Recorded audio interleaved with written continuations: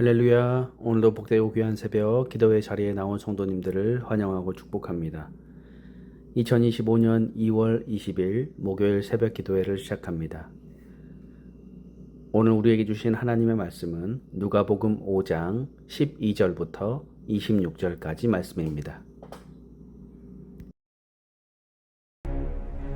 예수께서 한 동네에 계실 때 온몸에 나병 들린 사람이 있어 예수를 보고 엎드려 구하여 이르되, 주여, 원하시면 나를 깨끗하게 하실 수 있나이다. 예수께서 손을 내밀어 그에게 대시며 이르시되, 내가 원하노니 깨끗함을 받으라. 하신대 나병이 곧 떠나니라. 예수께서 그를 경고하시되, 아무에게도 이르지 말고 가서 제사장에게 네 몸을 보이고 또 네가 깨끗하게 됨으로 인하여 모세가 명한 대로 예물을 드려 그들에게 입증하라. 예수의 소문이 더욱 퍼지매 수많은 무리가 말씀도 듣고 자기 병도 고침을 받고자 하여 모여오되, 예수는 물러가사 한적한 곳에서 기도하시니라. 하루는 가르치실 때 갈릴리의 각 마을과 유대와 예루살렘에서 온 바리새인과 율법 교사들이 앉았는데 병을 고치는 주의 능력이 예수와 함께 하더라. 한 중풍병자를 사람들이 침상에 메고 와서 예수 앞에 들여놓고자 하였으나 무리 때문에 메고 들어갈 길을 얻지 못한지라. 지붕에 올라가 기와를 벗기고 병자를 침상째 무리 가운데로 예수 앞에 달아내리니, 예수께서 그들의 믿음을 보시고 이르시되, 이 사람아, 내 죄 사함을 받았느니라. 서기관과 바리새인들이 생각하여 이르되, 이 신성모독하는 자가 누구냐? 오직 하나님 외에 누가 능히 죄를 사하겠느냐? 예수께서 그 생각을 아시고 대답하여 이르시되, 너희 마음에 무슨 생각을 하느냐? 내 죄 사함을 받았느니라 하는 말과 일어나 걸어가라 하는 말이 어느 것이 쉽겠느냐? 그러나 인자가 땅에서 죄를 사하는 권세가 있는 줄을 너희로 알게 하리라. 하시고 중풍병자에게 말씀하시되, 내가 네게 이르노니 일어나 내 침상을 가지고 집으로 가라. 그 사람이 그들 앞에서 곧 일어나 그 누웠던 것을 가지고 하나님께 영광을 돌리며 자기 집으로 돌아가니 모든 사람이 놀라 하나님께 영광을 돌리며 심히 두려워하여 이르되, 오늘 우리가 놀라운 일을 보았다.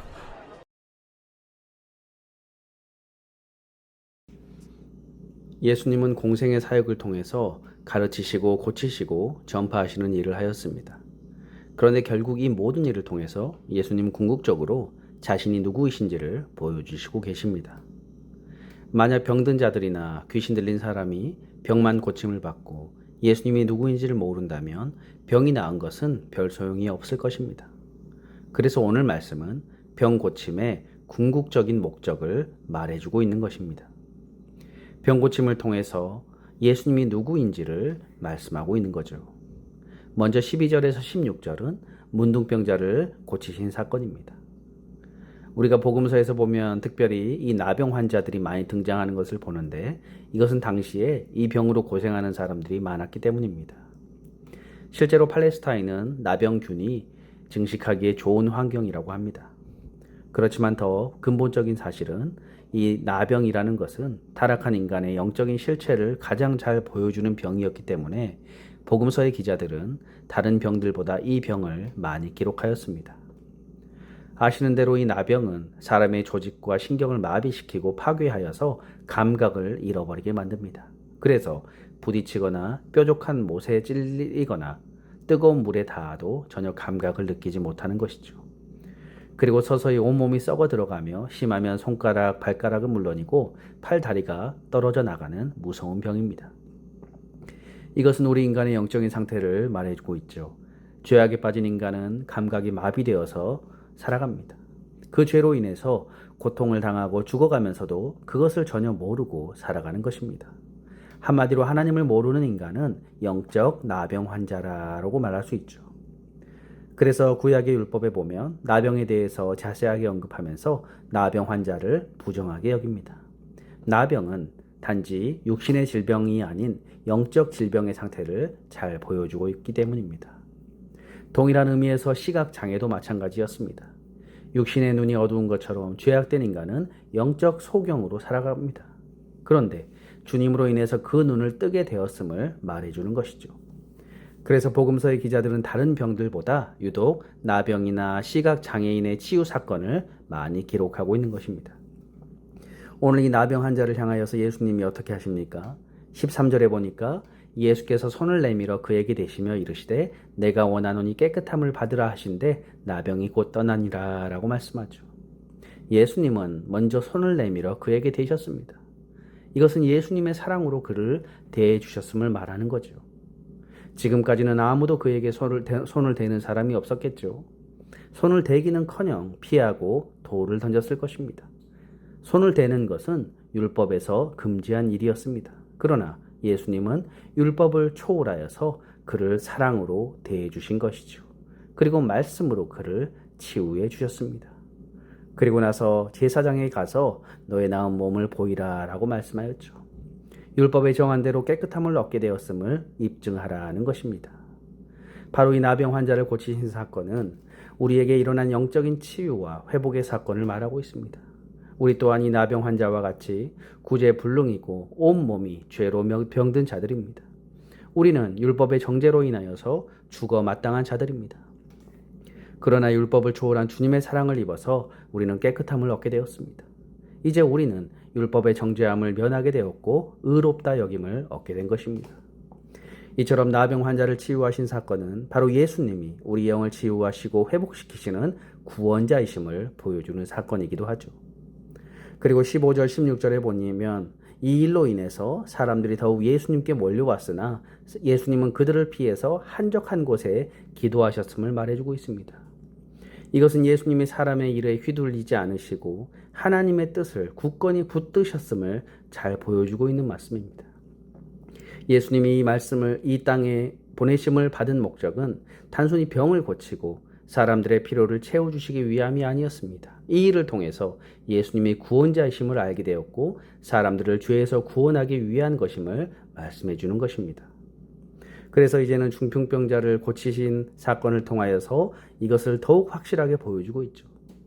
17절에서 19절에 보면 하늘은 침상에서 꼼짝 못하는 한 중풍병자를 그의 친구들이 침상채로 메고 와서 예수님께 고침을 받고자 합니다. 그러나 사람들이 워낙 많아서 도저히 예수님 앞으로 나아갈 수 없는 상황이죠. 그래서 어떻게 합니까? 그들은 예수님이 계신 집의 지붕에 올라가서 지붕의 기와를 벗겨 구멍을 내고 그 구멍으로 중풍병자를 침상째에 매달아 예수님 앞으로 내렸습니다. 여기서 기와라고 하는 것은 지극히 한국적인 표현이죠.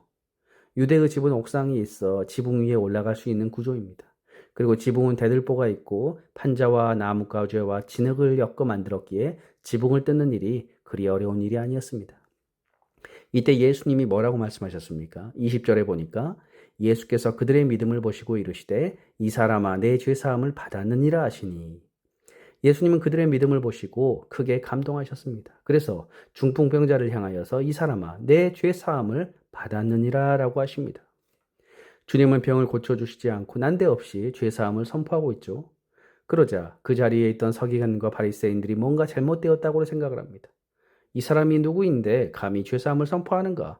이것은 신성모독이다라고 속으로 생각합니다.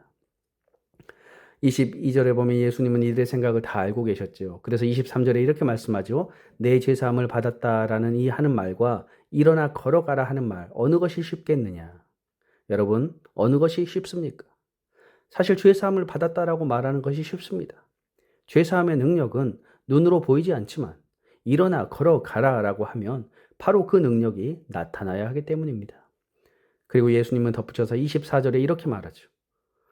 그러나 인자가 땅에서 죄를 사하는 권세가 있는 줄을 너희로 알게 하리라 하시고 중풍병자에게 말씀하시되 내가 내게 이르노니 일어나 내 침상을 가지고 집으로 가라 하시매 라고 말씀하죠. 예수님은 죄를 사하는 권세가 있다라는 것을 보여주겠다고 말씀하십니다. 죄사함은 겉으로 드러나지 않았지만 중풍을 치유하심으로 예수님은 자신에게 죄사함의 능력이 있음을 나타내셨다라는 거죠. 그래서 예수님은 그를 향하여서 일어나 내 침상을 가지고 집으로 가라라고 선포하셨고 그는 일어나서 침상을 가지고 집으로 돌아갔습니다. 그 자리에 있던 서기관과 바리새인들은 입이 떡 벌어지고 말았을 것이죠. 모든 사람들은 하나님을 두려워하며 영광을 돌렸을 것입니다. 오늘 본문은 이렇게 나병 환자와 중풍병자를 치유한 사건입니다. 복음서의 모든 치유의 기적들이 그렇지만 특별히 본문의 나병 환자와 중풍병자를 고치신 사건은 예수님이 하나님이시다라는 사실을 보여주고 있는 사건입니다. 바리새인과 서기관들의 생각대로 죄사함의 권세는 하나님께만 있습니다. 예수님은 이 환자를 치유하심으로 자신에게 죄사함의 능력이 있음을 보여주셨고 당신이 하나님이심을 나타내고 계십니다.